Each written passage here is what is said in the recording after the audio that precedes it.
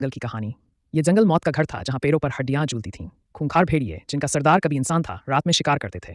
शेर अपनी दहाड़ से जंगल को हिला देता और भालू के पंजे एक ही वार में पेड़ चीर देते। लुप्त हो चुके डायनासोर धरती को कांपा कर चलते, जबकि डरावने पक्षी इंसानों की आत्माओं का बदला लेते थे। पुराने जहाज़ों का मलबा और इंसानी हड्डियाँ इस जंगल की दहशत की गवाह थीं। यहाँ सिर्फ खौफ जिंदा है। शेर ये जंगल का राजा था जिसकी ताकत और गुस्सा बेमिसाल था। उसकी दहाड़ से पूरा जंगल कांप उठता था। शिकार करते वक्त वह अपनी जबरदस्त ताकत से हर किसी को आसानी से घेर लेता था। शेर का हर कदम डर पैदा करता था और उसका सामना करना किसी के लिए भी जान का खतरा बन सकता था। ये जंगल सांपों से भरा हुआ था जिनका आकार इतना बड़ा था कि वे पहाड़ की तरह दिखाई देते थे। इन सांपों का जहर इतना ताकतवर था कि एक ही हमले में वे कई इंसानों को एक साथ अपना शिकार बना लेते थे।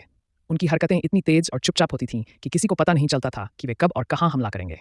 जंगल में उनका साया एक खौफ की तरह फैला हुआ था और उनका सामना मौत के समान था। भेड़ियों का झुंड जंगल में डर का माहौल बना देता था। उनकी तेज खतरनाक आंखों में एक अजीब सी भूख थी। जब वे एकजुट होकर हमला करते तो पूरा जंगल चुप हो जाता था। उनका सामना करना एक विनाशकारी अनुभव होता था क्योंकि उनका झुंड हमेशा मजबूत और एकजुट रहता था। जंगल में उनकी मौजूदगी किसी भी वक्त मौत का संकेत बन सकती थी। भालू जंगल के सबसे खतरनाक शिकारी थे। उसकी आंखों में गहरी क्रूरता और उसके पंजे इतने ताकतवर थे कि वह किसी भी चीज को चीर कर रख देता था। जब वह हमला करता तो पूरा जंगल खामोश हो जाता था क्योंकि उसकी गुस्से में भरी ताकत को रोक पाना असंभव था।